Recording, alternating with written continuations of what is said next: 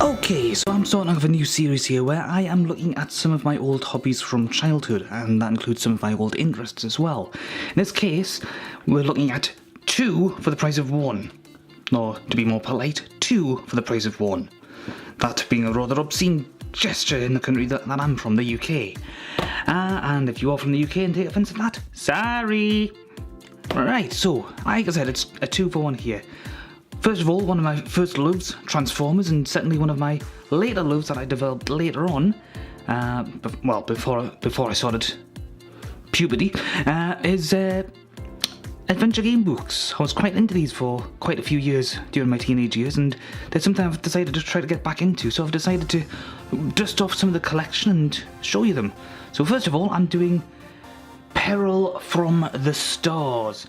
In this case, in all these cases, you're not actually playing as one of the Transformers. Much like the Bay movies, there is a human protagonist who meets up with various Autobots and Decepticons. The Autobots, of course, being the good guys, and the Decepticons being the bad guys. As you can imagine, it involves an observatory. We have Jazz and we have Starscream. These are the main antagonists, if I remember correctly, from the book, because I haven't actually played this in quite a long time. Let's see. Evil robots walk among us. Earth has been invaded by the powerful robots from the distant planet Cybertron. The heroic Autobots and their enemies, the evil Decepticons. They can disguise their robot shapes as earthly machines and transform for battle at lightning speed. The battle between good and evil rages on Earth. You are the hero of this book. Suddenly you are thrust into the deadly struggle. You will meet the valiant Autobot Jazz and help him fight against the evil Starscream. But be careful, your actions will decide whether the Decepticon is defeated or whether he gets the terrible weapon he needs to overthrow the world. If you collect Transformers, this book is for you. And just to go to show how things have changed, this went for £1.50 when it was first brought out. New Zealand it went for $4.95, Australia $3.95.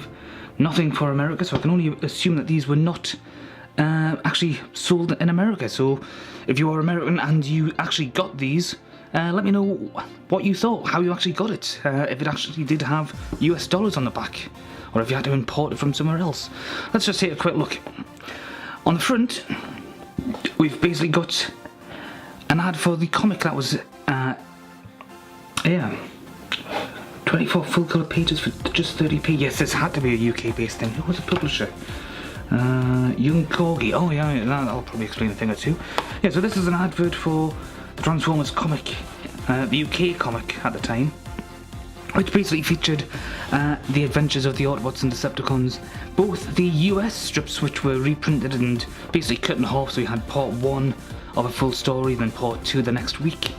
Because it was actually a weekly title for the majority of its run. It had something like 300 issues, maybe 320 I think, before it ultimately got cancelled. It started off as a fortnightly, and it was very much an anthology, so you had a Transformers story, then 2 or 3 different stories from entirely different series. It quite often used Marvel Comics characters like Iron Man and Machine Man and a few others. Eventually it used G.I. Joe as a backup strip under the UK name of Action Force, and those just backup strips effectively. But yeah, back in the day it was weekly for the most part. Started off fortnightly, went weekly for most of its run, then to save money it went on to cheaper paper and became a fortnightly title again before being cancelled. Yeah, but I don't think that was ever a cover used. We've got Megatron, we've got either Jetfire or Skyfire, depending on which name he was going on at the time, but that's not even the character model that they used in the comics and the cartoons. That's a story for another time. We've got what looks like Optimus Prime, and then a bunch of generic Autobots and Decepticons. In fact, in some cases, this looks like 2 Decepticons having a fight with each other. Or maybe they've just got each other's back, because he's shooting that guy behind him, and he's shooting off that way. That's clearly a Decepticon because of the badge. Right, what have we got here? Oh, yes, you can tell the age from the paper. I mean, my God, look at all of that. Yeah, and that's just a repeat of what was on the front. Alright, this was written by Dave Morris. It's illustrated by Bob Harvey, and it's Young Corgi Books. It also tells you the other books in the series, so there's 4, I've got all of them. There's Dinobot War, Island of Fear, and Highway Clash. I'll be looking at each of them separately. Let's just see. This is an adventure story, but it's not like most other adventure stories. there is one big difference. You are the main character. What happens in the story depends on your decisions. The fate of the Transformers, whether the valiant Jazz will prevail or the evil schemes of Starscream will defeat him, is in your hands. Do not read the pages of this adventure in numerical order as you would an ordinary book. You should start at page 1, of course, but where you go from there will depend on what you want to do, or choose to do, because I've just misread it. Ha ha! Prepare yourself to meet the Transformers. Now turn to page 1. So this is very much in the style of the Choose Your Own Adventure novels. Adventure books, and it weren't actually novels, although, yeah, that's a different story in itself. Basically, there were two main types of adventure books back in the day. There was the Choose Your Own Adventure type, which kept everything basically on page-by-page basis like this, so you'd turn to one page to another.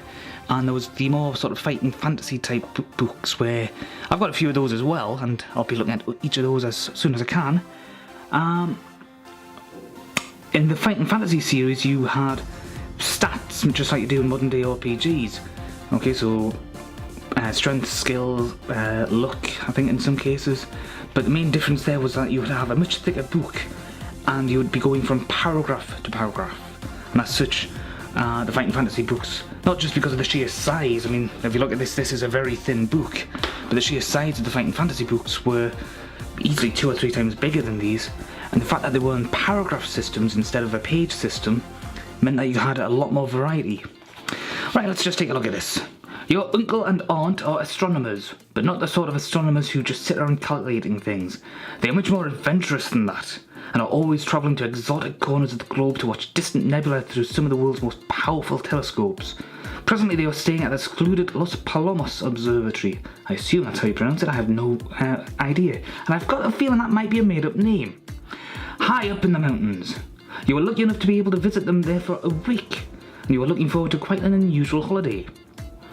Uncle Jack picks you up at the airport and you begin the long drive up into the mountains. Uncle Jack seems to be absorbed with some problem or other, for he is puffing furiously at his pipe, as he often does when he's thinking hard. Yeah, nowadays that would be considered child abuse, wouldn't it? After a while you stop at a petrol station, and Uncle Jack has just gone inside to pay the attendant when you see a brilliant flare of red light in the sky. Right, you can tell pretty much straight away from how that's been written that this is actually written by somebody who's British, because there were terms such as, let's see, petrol station, because Americans call it gas stations, holiday, because Americans call them vacations, whereas we call them holidays.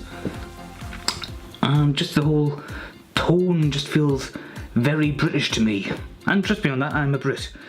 But let's just see, we've got 2 choices here. If you tell Uncle Jack about the light, turn to page 2.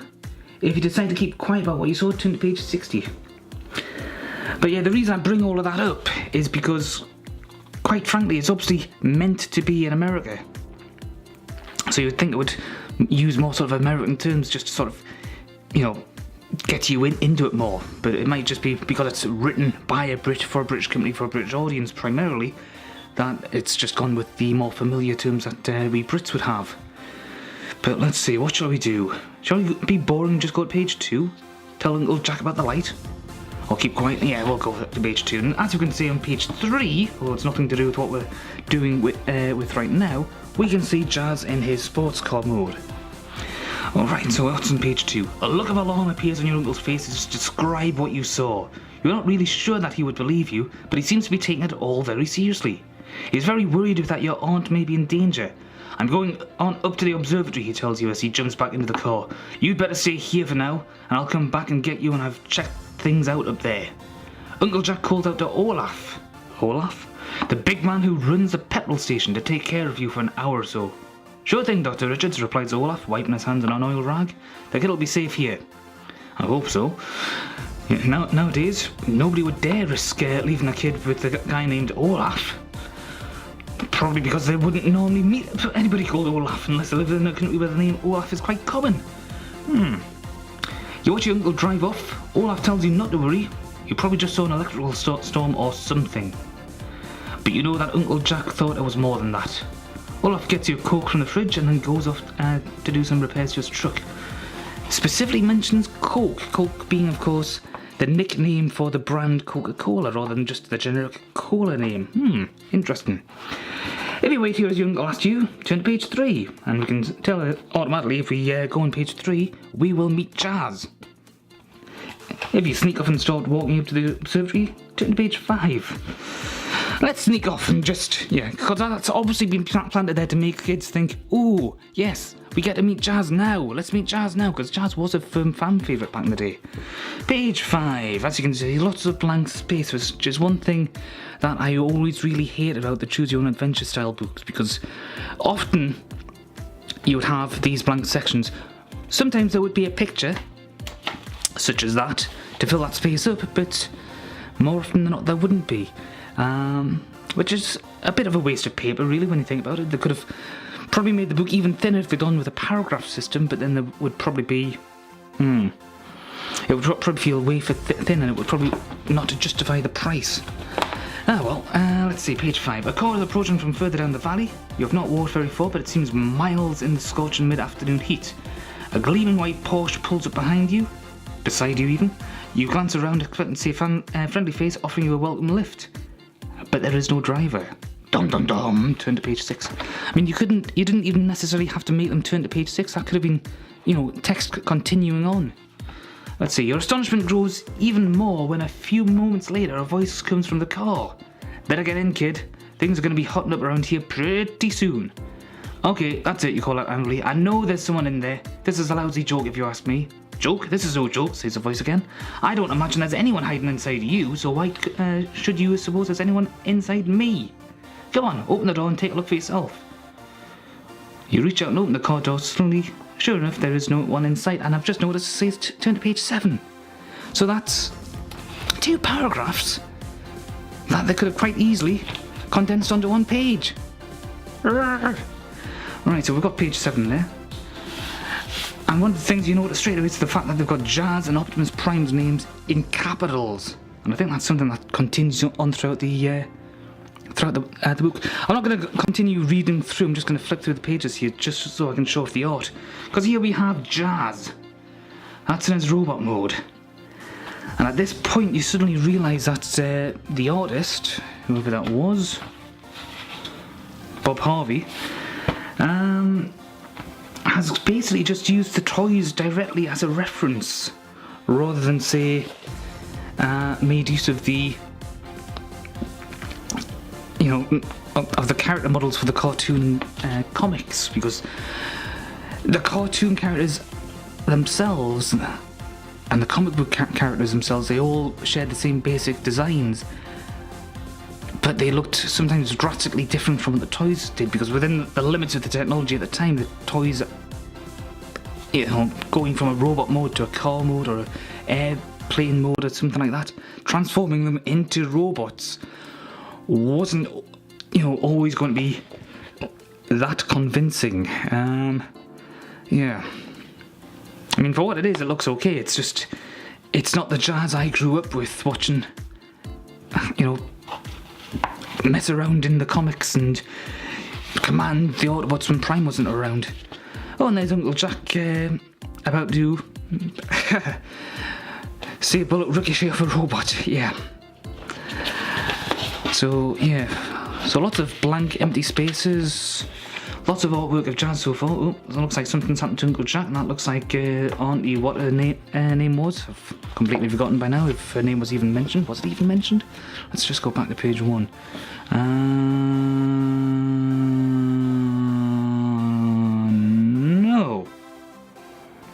No, your Uncle Jack is mentioned, but your Auntie is mentioned, but only as being your aunt. More Jazz and more Uncle Jack on his pipe. You can tell from the picture of Uncle Jack. That's quite a decent picture of Uncle Jack. It's just the Jazz look. It's done very well. It's just it looks very much like a giant toy.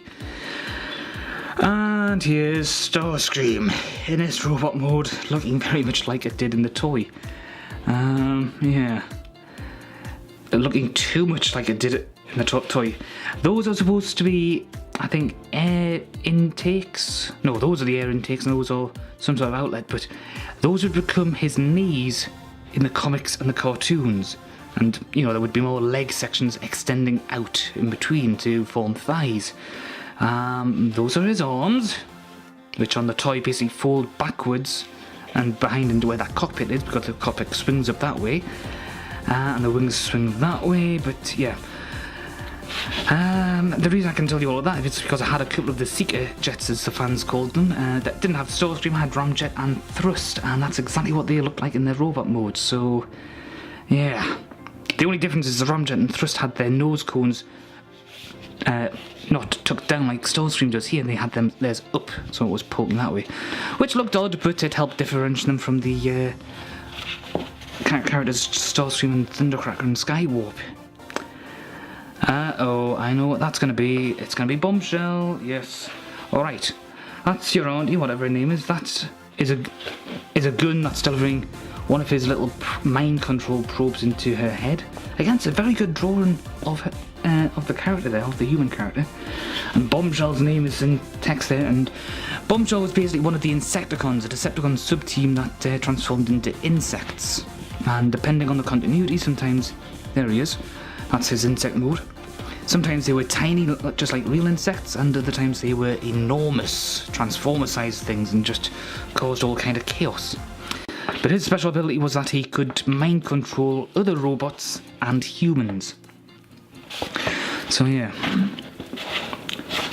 Jazz getting his freak on, something hitting Starscream, it looks like a satellite of some sort. The humans are being terrorised by the Decepticons as usual, and there we go.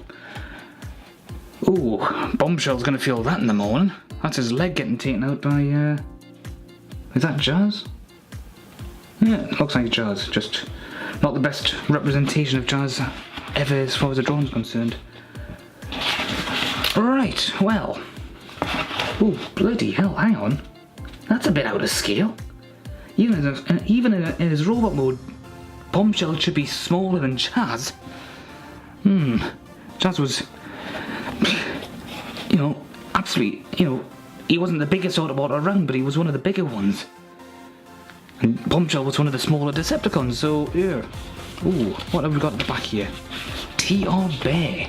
There's a couple of ads for the other Transformer books, and T.R. Bear. Enter T.R. by Terrence Dix. That name rings a bell. Who wrote this again? Dave Morse. Why does the name Terrence Dix ring so many bells? He must have been He must have been one of the writers of various different adventure books, because that must be where I know the name from. I'll have to look that up at some point and just put something along the bottom of the screen to tell you where that came from. T.R. Bear. It all started when Jimmy got a parcel from his Uncle Colin in America. The teddy bear inside was unlike any bear Jimmy had ever seen. He looked tough, and he was wearing glasses. According to the label, his name was Theodore Roosevelt. TR for short. Jimmy soon finds out that life with TR Bear is quite eventful. And in the next book, TR goes to school. You won't hear it peep out of me, kid, promises TR Bear when Jimmy decides to take him to school for show and tell. The trouble is that TR is a rather excitable bear and tends to break the rules. TR's visit to school turns out to be a day that Jimmy would never forget. And yeah, there's another TR Bear there.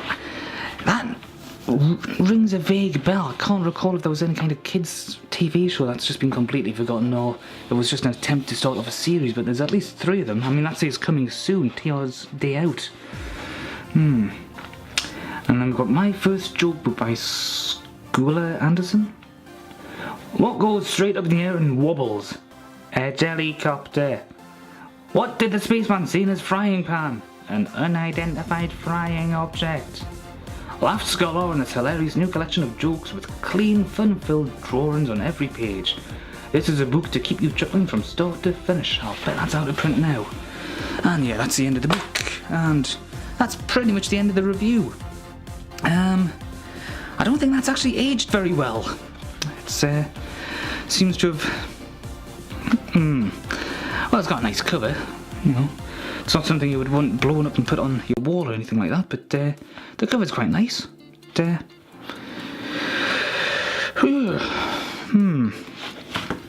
a bit of a sad state of affairs when something you really love turns out to be a bit naff. Because, you know, you just sort of, just from the little that I've read there, I really get the feeling that they could have done a lot better. But at the same time, they probably could have done a lot worse. Oh well, I'll leave it there. Next time, I shall be reviewing one of my fighting fantasy books. And then we'll take it from there and see what else I can do. I'll see you then. Bye now.